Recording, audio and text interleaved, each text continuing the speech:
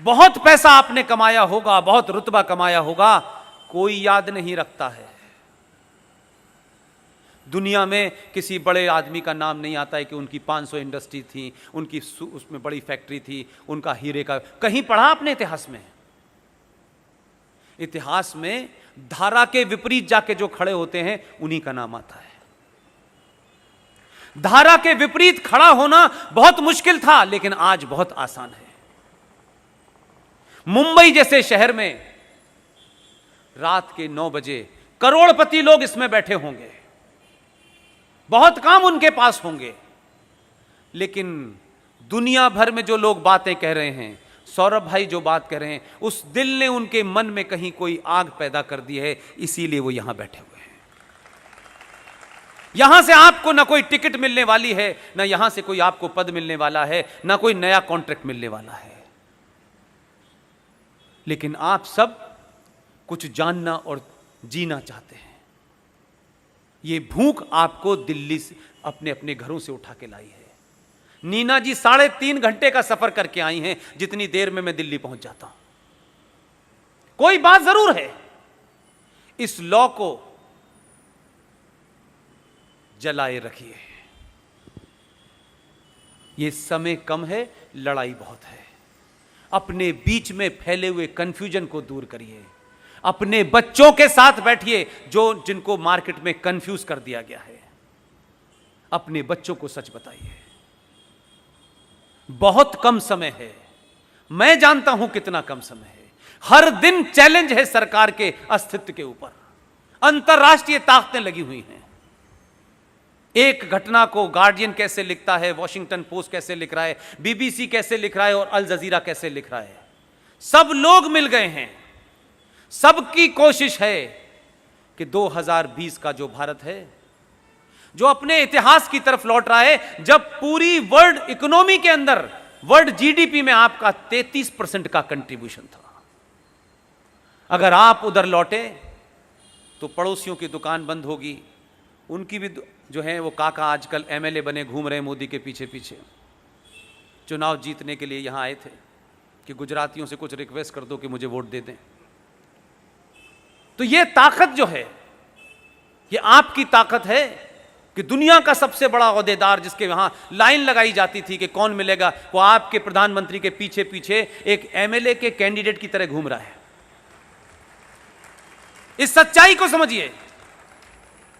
वो गुजरात देखने नहीं आया था, उसको मालूम है कि वहां पे नैया डूब रही है, और यही है जो अपने भी जितवाएगा और मुझे भी जितवा देगा। गुजराती यही कमाल नहीं करते, वहां भी करते हैं। इसलिए इस बात को सोचिए। प्रवीण मेहता जी, आप अकेले हैं, आपके साथी आज क्यों नहीं आए? बहुत सारे। ये प्रवीण मेहता जी भी हैं, ये विपुल शाबी जी हैं। मैं इन सब के नाम इसलिए लेता हूं, मुझे इस बॉम्बे में कोई नहीं जानता था 3 साल पहले, और क्यों जानेगा, मैं कुछ था नहीं। लेकिन प्रवीण मेहता से लेकर के पंकज भाई, विपुल भाई, इन्होंने एक प्रोग्राम कराया, और उस प्रोग्राम में एक तस्वीर विपुल भाई, वो सौरभ भाई मेरे पास भेजी इन्होंने। मैं घंटों उस तस्वीर को देखता था और ये सोचता था कि ये दिन मुझे देखना था क्या?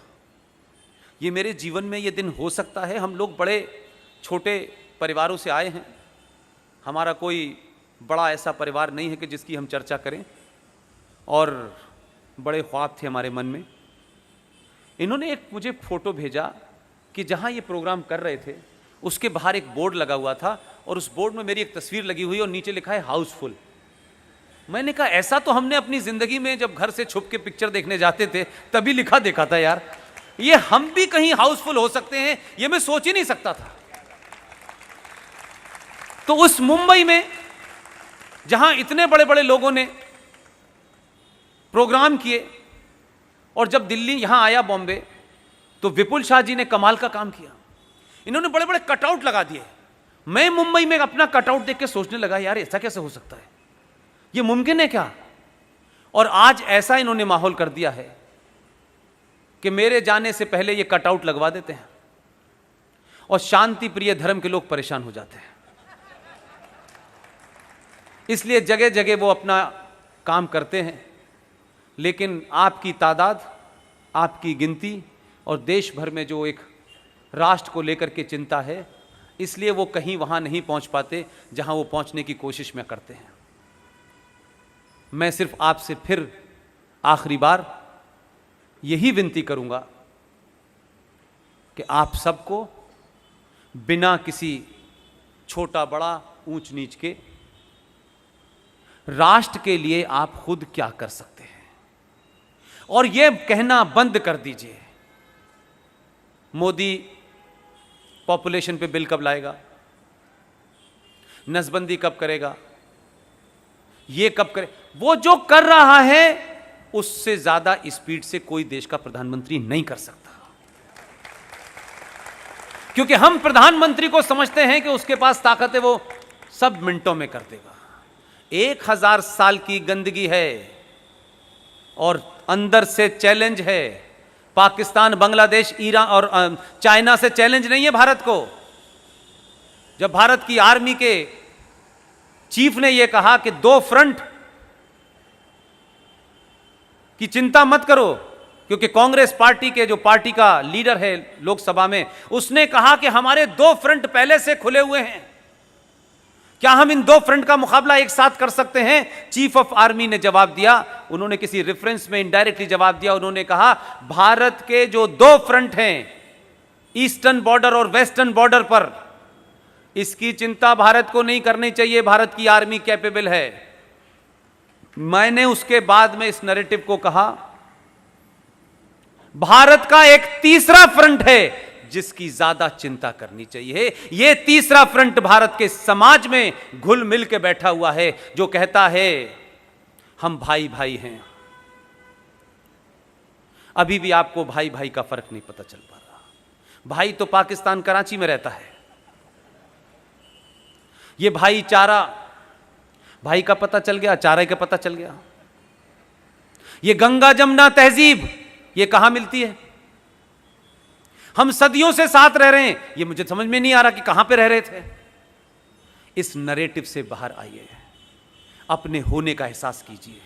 इसलिए मैंने कहा कि सनातन के लोगों को कभी हथियार उठाने की जरूरत ही नहीं है। आपने तो 2 भेजे हैं, तब अल्लाह से यकीन हट गया है। आप तय करें, हमारे निजी स्वार्थ कुछ भी हो, हमारी आपसी अनबन कितनी भी हो, लेकिन हम दिल्ली पे उसी को बिठाएंगे जो 5000 साल पुरानी सभ्यता और सनातन राष्ट्र को बचाने के लिए काम करेगा। उसकी जात क्या है, उसकी पार्टी क्या है, वो क्या खाता है, वो क्या पीता है, ये हमारा एजेंडा नहीं है। ये बहुत खुशी की बात है कि वो जो करता है खुलेआम करता है, ऐलान करके करता है। और उसके ऐलान करने से कुछ लोगों को लगता है कि हमारी 5 वक्त की अजान अल्लाह नहीं सुन रहा, लेकिन इसकी 1 वक्त का ऐलान अल्लाह ही सुन रहा है। जो कौमें, जो समाज अपनी पहचान पे शर्माते हैं, अपने विचारों पे शर्माते हैं, अपने पूर्वजों पे शर्माते हैं, अपने शास्त्रों पे शर्माते हैं, वो समाज जिंदा रहने लायक नहीं होता। मैं और आप तो बहुत छोटी चीज हैं, इवन कुछ भी नहीं है। आपका पहला देश का, दुनिया का प्रधानमंत्री है जो अपने होने पे शर्माता नहीं है, जो है उसके ऊपर पूरे गर्व से कहता है मैं यही हूं। हम तो जरा सा तिलक लगा लेते हैं तो रहमान भाई के घर जाने से पहले पहुंच लेते हैं। रहमान भाई को तिलक लगा देखेंगे तो उनको लगेगा यार ये कैसे ऐसा हो सकता है, ये तो बड़ा लिबरल हिंदू था। आपको लिबरल दिखने की शौक है। आपके प्रधानमंत्री ने पहला चुनाव जीता, विदेश की यात्रा की, 2 मुल्कों का दौरा किया। यह सिंबॉलिक है, यह देश समझ नहीं पाया। मैं उसको उसी रास्ते से देखता हूं, उसी एजेंडे से देखता हूं। पहला उसका दौरा भूटान का था, दूसरा नेपाल का था, श्रीलंका का था, पाकिस्तान का। अखंड भारत में जो खंडित हुआ है उसको देख करके आ गया है कहां कहां है। सबका उसने सर्वे करा है। लोग समझ रहे हों कि वो बिरयानी खाने गया है, और नेपाल के उस मंदिर में 6 घंटे पूजा की। यह बात मैं किसी एंगल से नहीं कहना चाहता, मैं ये कहना चाहता हूं कि भारत का प्रधानमंत्री